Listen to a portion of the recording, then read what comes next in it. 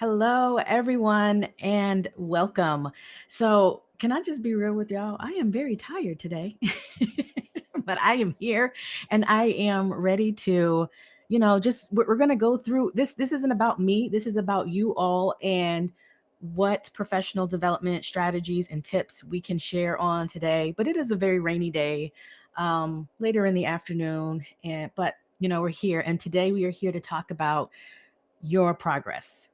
So, our topic for today is they can block your projects, but not your progress. So, we're talking about whether it is leadership, colleagues, co-workers, people who potentially can block promotions, recognition, different things that you are getting into at work, but that doesn't necessarily mean that they are able to block your career progress.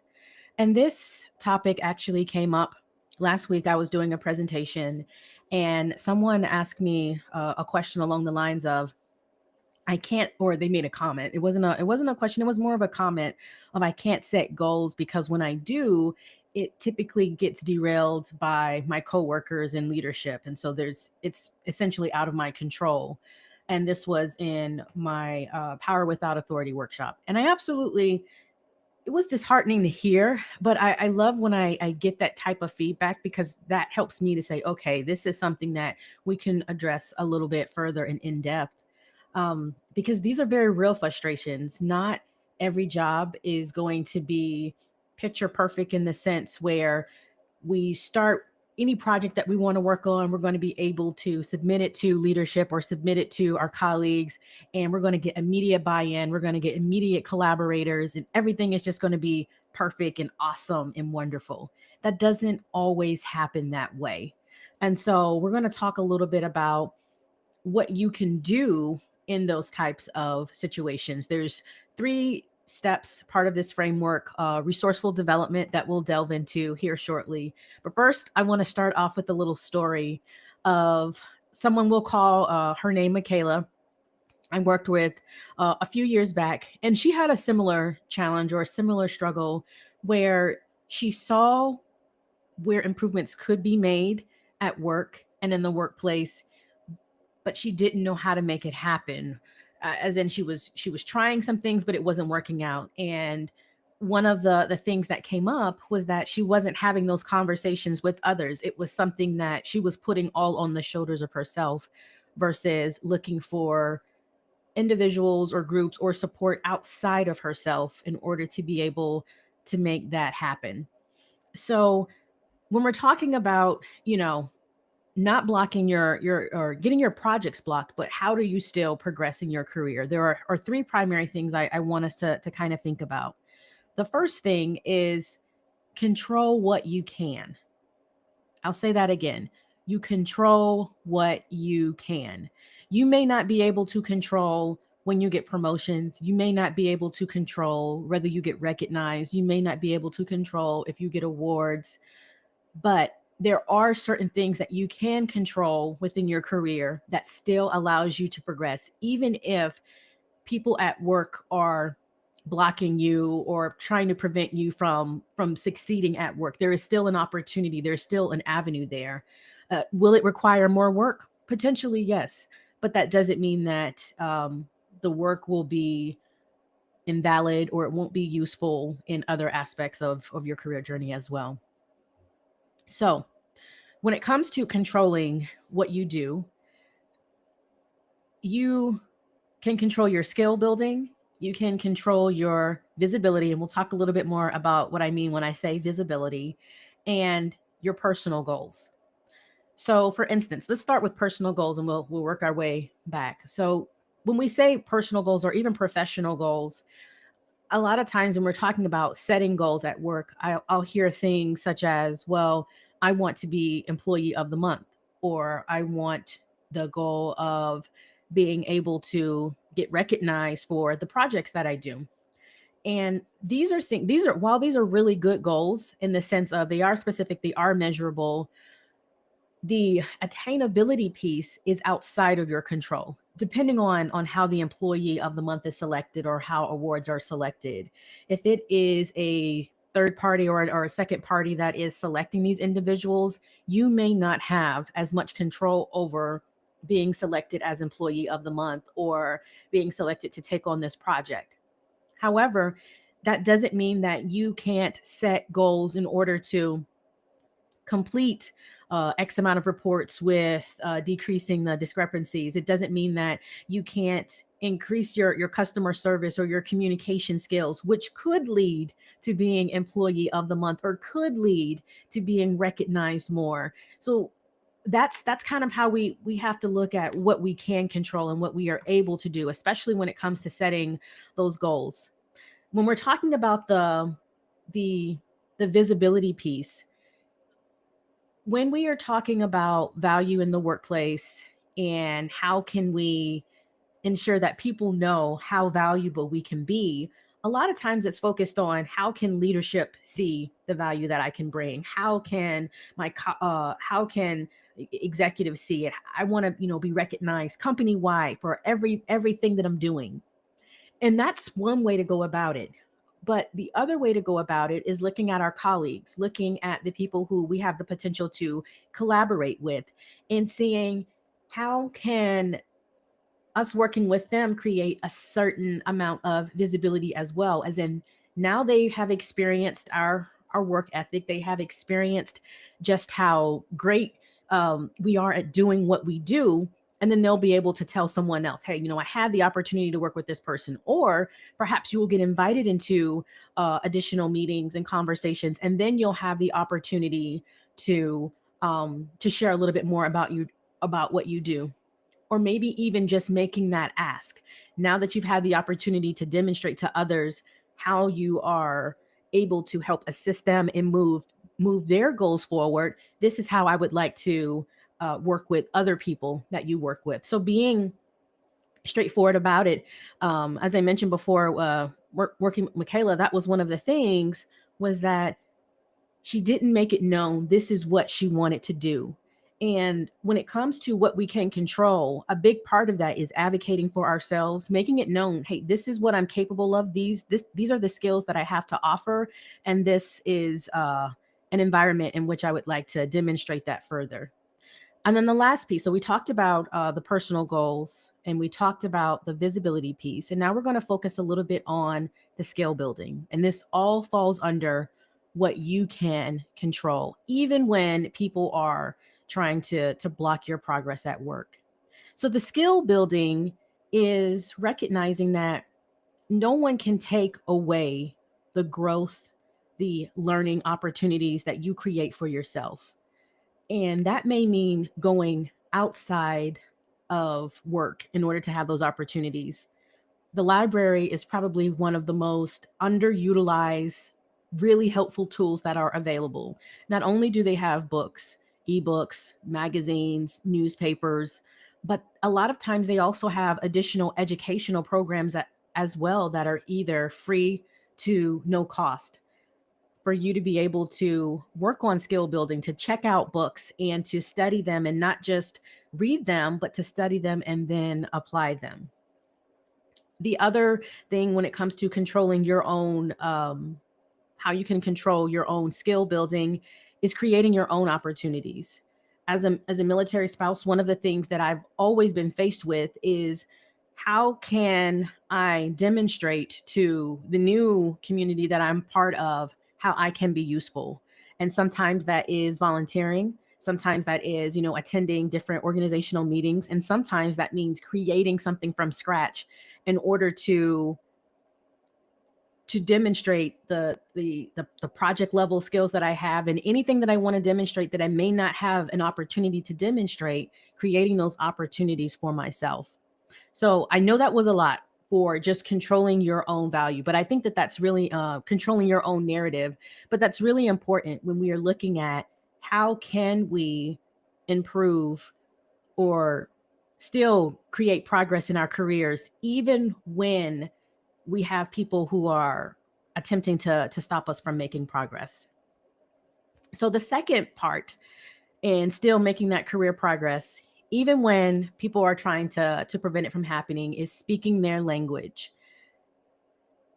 a really big part of workplace value is not about just pushing your goals.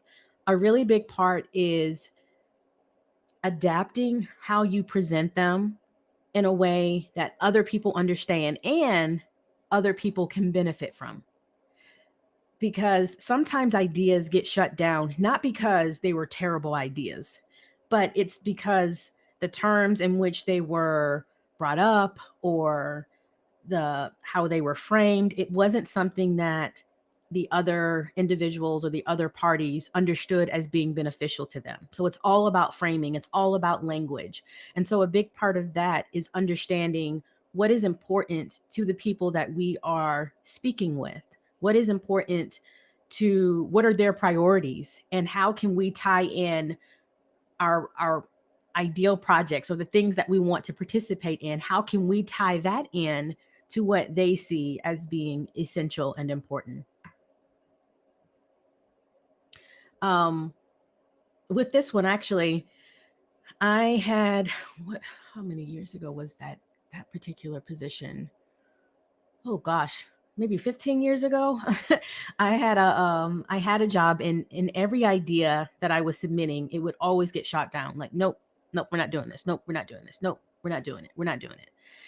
And now that was so frustrating, right? Like, I know my ideas are really good. Like, and this is what I was telling myself. I know my ideas are really good. And if you would just give me the chance to implement them, you would also see how good those ideas are. And it wasn't even in that job, to be honest, that I discovered it, but it was later on when I was able to recognize the ideas themselves weren't bad. It was just I wasn't tying it to what the team's priorities were, what need what needed to be put forward first. It was more so tied to what I saw as being a priority, but it was also framed that way versus framed as this is something that is helping the team. And when it comes to that framing, I'm not saying y'all need to make up the framing being like, oh yeah, this really helps the team, but it doesn't help the team. Y'all don't do that. It needs to be something that legitimately benefits more than just you in order to move that project forward. And the last piece. So if you're just joining in, yeah, we've already covered two different tips when it comes to two different parts of the framework when it comes to if people are attempting to block your projects at work, creating obstacles for you, how can you still create career progress? And we've already covered resourceful development. Well, everything is about resourceful development, but we've already covered how you can control or what you can control. And we've already also talked about speaking their language. And so that last piece is I think it's really important to address personality clashes because that is something that is existent. I think the reason why we don't talk a lot about personality clashes, and I think the reason why is because it's so nuanced, right? Like there's so many different personalities, and to give tips on how do I work with a certain person with a certain personality requires a lot of information and a lot of detail that many people don't have unless they are playing a part in that situation or they have access to both people or whoever those parties are. So I will touch on this one very lightly, but I do want this to be taken into consideration if you do find yourself running into challenges where you've tried controlling your own or can try controlling what you have and you've tried speaking their language and it's not working. Sometimes it really is just about personalities and they're just not being able to work together. And this could be one of the hardest blocks into being able to complete a project or to complete something that's at work. When it comes to this, one of the first things to do is to identify if this is something that is a conflict with everyone, this person, if they're having conflict with everyone, or if they're just having a conflict with you, or even if there are certain topics that this person is having a conflict with. All of that is super important. So that would be number one. And then the second part of that is reflecting on how your actions play into it. And by that I don't mean if your actions are the cause of it, but just trying to see where you fit within this. Are you always the common denominator when that person has an issue or a challenge? It's always you and then the problem, or is it something where that person is that topic, and that's when that particular person is always faced with that challenge, no matter who's on the receiving end of it, because that gives a lot of important detail as far as what you can do next. And then that last piece is just recognizing that it's not about managing the person, but managing more so the issues. And so setting some boundaries, some professional boundaries, personal boundaries, but then also getting some additional assistance if necessary, getting a third party, somebody who can look more closely at the situation versus someone who is a bit removed from it. All right, y'all. Our time is winding down. We're right at the 15-minute mark. I usually start a little bit early just to do the little, hey, I'm here, I'm here, I'm here. So you can make sure give everyone an opportunity to tune in at 5:30 Central Time. But as in closing, I want to say this. It is so important that everyone recognize that you do have value in the workplace, and there can be resistance on so many levels, as far as with individuals who attempt to block your promotion, who attempt to deny you opportunities in the workplace, and make it really difficult for you to be able to achieve. But with that, I want to make it clear as possible that even if at work you are being denied opportunities or you're being held back, I want to encourage you to look for opportunities outside of that, where you can still grow, where you can still develop, where you can still move forward. And and if the situation becomes toxic to where it's just not a healthy place to be, then of course finding an opportunity. But if it's something where it is a healthy environment, semi-healthy, right, where at least it's not something that is physical harm or mental harm, or things along those lines, but it's something where you can still move forward, just finding opportunities and ways in order to move forward. um and recognizing that everyone has value, whether it's self-worth value first and foremost, which is, it doesn't matter where you are. And that workplace value is something that oftentimes takes a little bit more work, but it's just about translating what we do into a way that makes it beneficial for us, yes, but also beneficial for those who we work with. And so my challenge for you this week is to identify one way that you can create career progression, um, even when projects may come to a halt at work.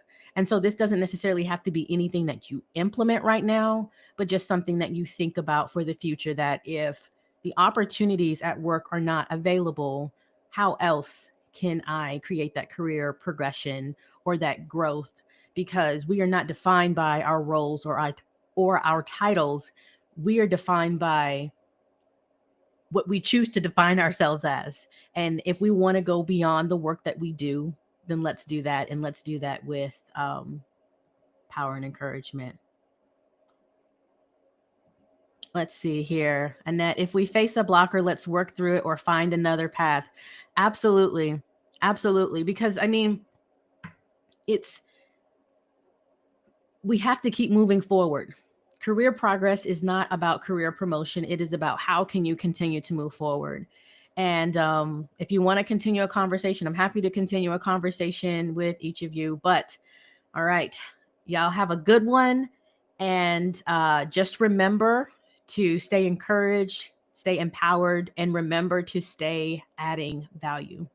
All right, y'all have a good one.